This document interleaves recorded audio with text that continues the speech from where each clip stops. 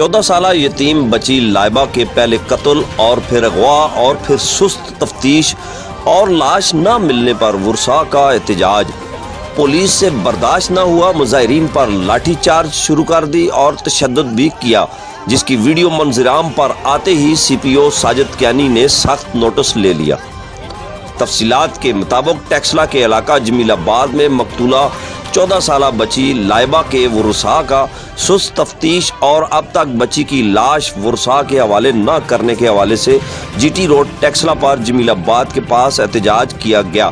ٹیکسلا کے علاقہ جمیل آباد میں مقتولہ 14 سالہ بچی لائبہ کے ورثاء کے احتجاج کے دوران پولیس اہلکاروں کے طرف سے ناروا سلوک اور تشدد پر سی پی او ساجد کیانی کا نوٹس تھانہ صدرواہ کانسٹیبل ذیشان معطل کر دیا گیا اور چارج شیٹ جاری کر دی گئی۔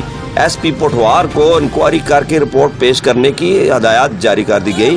کسی شہری کے ساتھ ناروا سلوک برداشت نہیں کیا جائے گا، سخت محکمانہ سزا دی جائے گی۔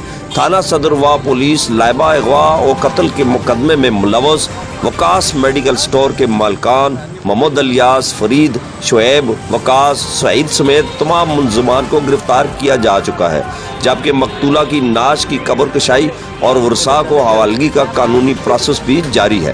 لائبہ اغوا اور قتل کیس کے افسوسناک واقعے کے ذمہ داران کو ٹھوس شواہد کے ساتھ چالان کر کے قرار واقعی سزا دلوائی جائے گی، یہ کہنا تھا سی پی او ساجد کیانی کا۔ کیمرہ مین ٹیم کے ساتھ راجہ برتگین خلجی، سنتراش نیوز، ٹیکسلا۔